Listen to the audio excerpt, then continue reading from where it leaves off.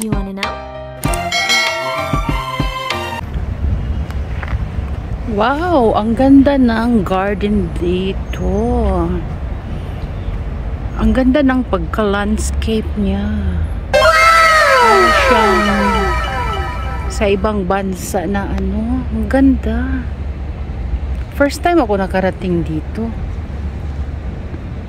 Alam nyo guys, ang plants na to is yung pine trees.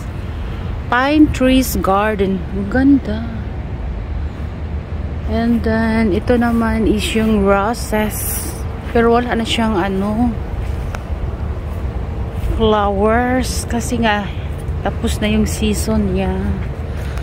So, ang ganda. Nung sumakay ako ng bus dito, dumadaan ako papuntang work. Sabi ko, ang ganda. Habang nakaupo ako sa inside the bus, sabi ko, makapunta nga. And this time, nakarating nga ako dito, kakaikot ko. Kasi nga, weekend, nag-exercise tayo. Magpapawis. Kaya ayun, narating ko ito. Wow, ang ganda. Puro to dito, ano eh, halaman, mga plants na ang ganda-ganda. Pag pumasok ka sa loob, as in, malamig na warm. Okay guys, so pasukin natin sa loob. Kung what's inside here, ang ganda siya. Para kang pwede magtagu-taguan. See? You see? It's a quiet. Ako lang mag-isa dito. And ganda. Meron siyang fountain pero hindi siya nag-function. Okay. So, I don't know. This place is, I don't know. May tao pala. Ang ganda. Paikot siya. You see, ang ganda. So, nandito tayo sa loob. Okay. So, ang ganda, no? Paikot siya. Ang ganda yung ano niya, pagka-decorate. Para siyang nakita ko sa ano, yung somewhere in England Park, di ba? Ganda. Puro siya pine trees. Mga plants. Actually guys, dito sa Korea, yung mga plants dito hindi pinuputol. Kasi literature ang kanilang nature. Diba? Ang ganda in fairness ha. And then doon, may mga machine na gusto mong mag-exercise. Mostly mga grangski. Like me, I'm grangski na. So, usually ang mga grangski dito, pag yung ginagawa nila nasa park, magpahangin. And then, iikot tayo. Oh, ang ganda, diba? Ang ganda ng ano niya, landscaping. Ganda ng pine trees. Pine trees ba yan? Ewan. Di ko alam. Pine trees ba to? Ewan.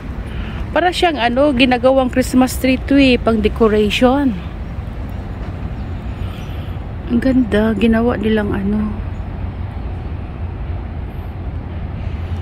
I can't explain what's the beautiful here.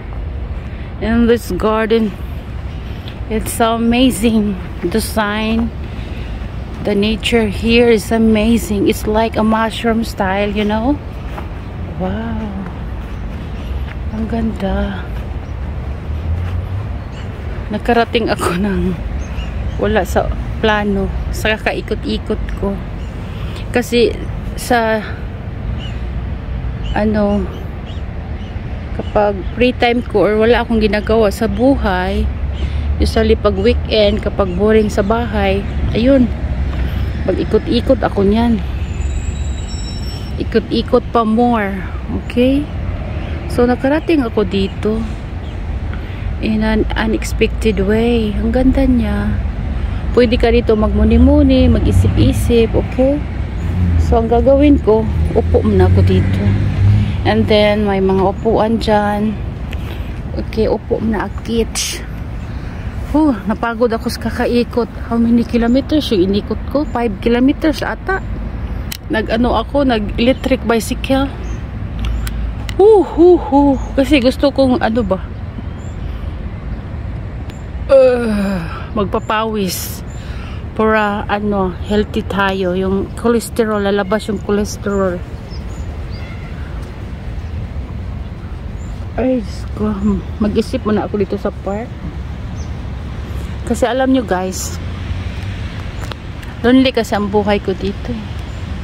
Dito sa South Korea, I'm lonely. Wala akong relatives. I'm alone here. Kaya, pag yung I feel lonely, iyak na lang ako.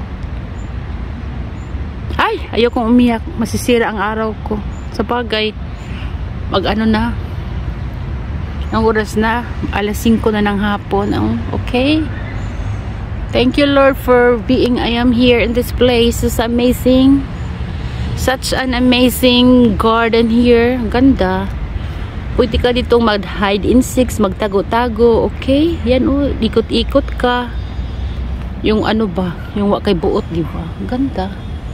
Kasi nung sumakay ako ng bus, sabi ko, wow, ang ganda naman ng garden. Sabi ko, one day mapuntahan ko nga. So today, napuntahan ko nga. Inikot ko. Ikot-ikot pa more. Buti pa kayo dyan sa Pilipinas, guys. Masaya kayo. Kasi nandyan yung mga relatives nyo, friends, and everything, kachikahan, and more. Unlike me here in South Korea, nag-isip ako na gusto akong umuwi, vacation. Sabi ko, yung aking mga chikiting at saka puro mahal na ditong inflation, mahal yung pamasahe, pagkain, lahat-lahat and everything. Hinga muna ako. Napagod ako sa kakaikot. Kaya yun. Okay guys. So until here guys. Babu.